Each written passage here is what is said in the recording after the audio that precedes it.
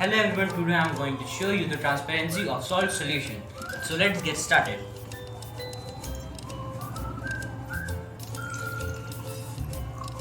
So I am going to show you the transparency of salt solution by keeping it on the book. If the book is clearly visible from it, then it's transparent. So as you can see, the book is clearly visible from it. So hence it is proved that the salt solution is transparent. Thank you. Now I will be showing you about its filtration. So we are already having a glass in this water has been filled, and we are also having salt dissolved in it. We will be passing into this glass which is already having a tissue paper over it. We will be using it as a filter paper. So let's try out what happens. So we will be passing it carefully.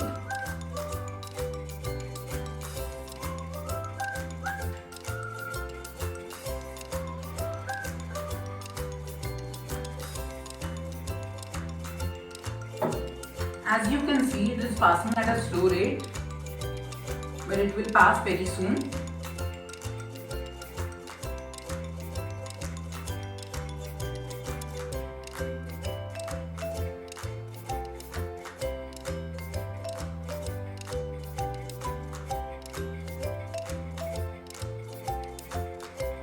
So now I will be removing this filter paper. It has a little water left in it. Salt was dissolved in it. It has completely passed, and we cannot see any salt particle over here. So we can infer from here that salt solution is a true solution. Greetings. Today I am Tanuja Trivedi. I am going to show you the stability of salt in water. This is salt. I am going to add this in this glass filled with water. Now I am going to stir it.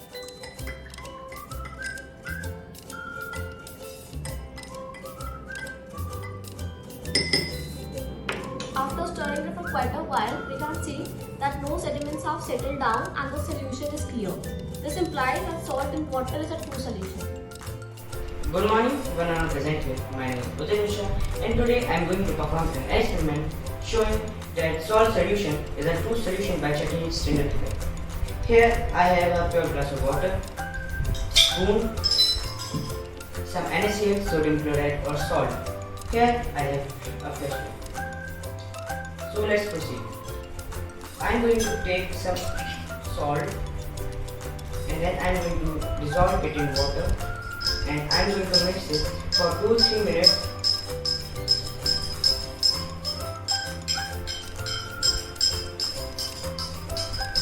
Pass this flashlight through this water. As I am passing light through this water, I cannot see path of light, and here I cannot see any particles blocking light, and no particles are visible. So I can conclude that it is a true solution, as true solution do not show spindle effect, and thus salt solution is a true solution. Thank you.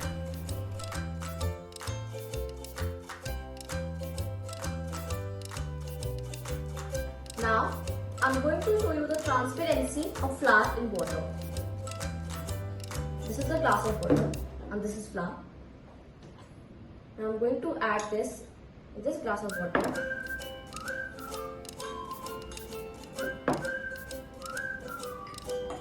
I am going to stir it well.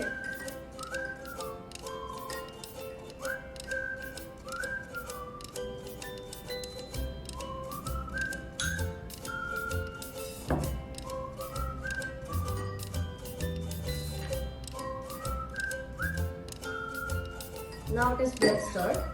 This is a piece of white paper and this is the drawing paper on which I have written my initials. Now I am placing this glass on top of it. Now I am trying to see my initials, but I am not able to see them, which clearly implies that this solution is opaque and a suspension. So today I finished the that flour in water is an example of suspension. So let's start.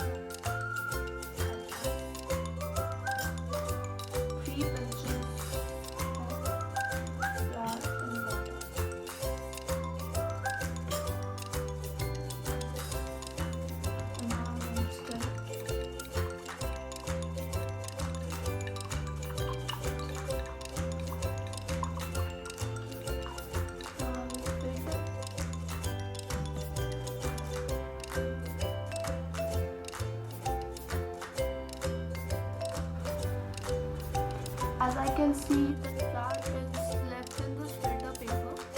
So, hence prove that flour is an example of suspension. Good morning, my name is presenter. My name is Uttam, and now I am going to perform an experiment showing that flour in water is a suspension. And I am going to see this by checking stability. So here I have a pure glass of water, a spoon, and flour. Now I am going to take some flour and I am now going to dissolve it in water. Now I am going to stir it for 2-3 minutes, and then I will wait for 2-3 minutes to see whether it gets dissolved or just gets settled. So after waiting for 2-3 minutes, we can see that the flour is settled down at bottom and it is a unstable solution. Thus, it is a suspension. Thank you. Hello everyone, now it's time to see the Tyndall effect of flour in water. Here is the flour and here is the water. So I am going to mix flour into the water. It has been mixed into the water. I am now going to pass the light through it. As we can see, it has scattered the light properly and the path of light is visible. And the particles are that big that it are perfectly seen by a naked eye and are scattering the light. Hence we can say that the flour in water is a perfect example of suspension.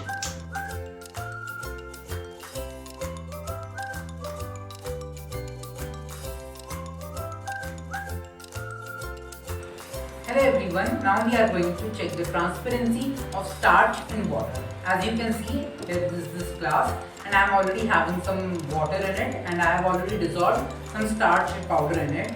I am going to add further more.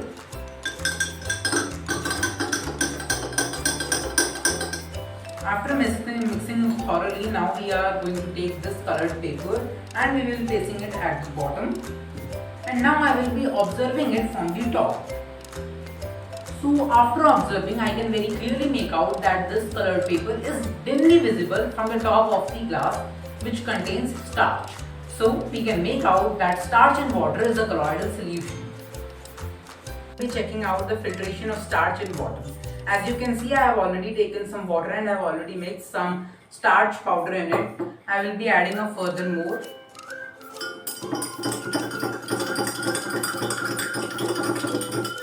After mixing, we will be taking a tissue paper. I will be using it as a filter paper and I will be putting here on this empty glass.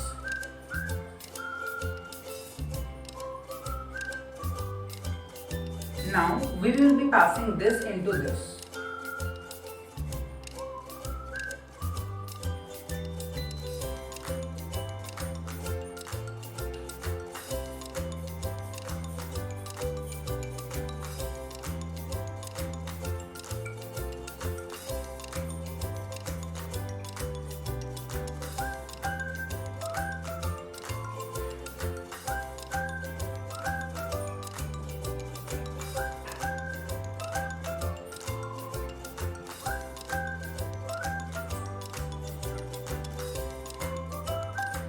It will take some time to pass.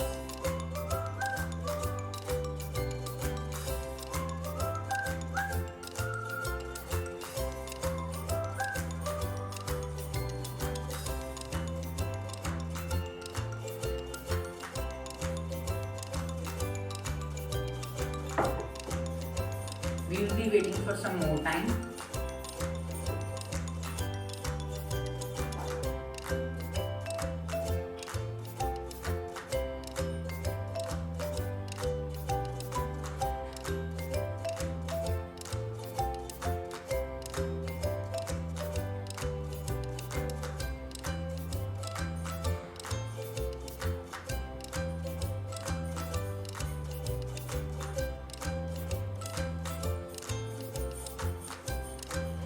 It is almost passed now. We will be removing it carefully.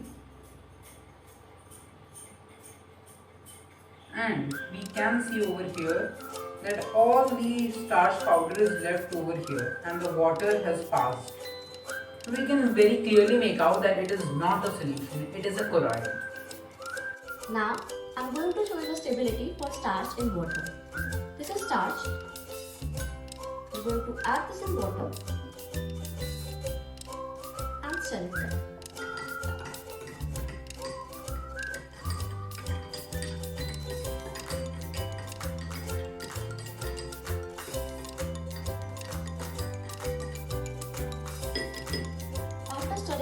while, we can see that more sediments have settled down and the consistency of the solution has not changed.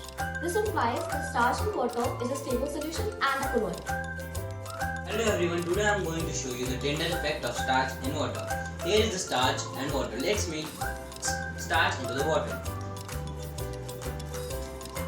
After mixing it for a while, I can see the starch is properly dissolved into the water.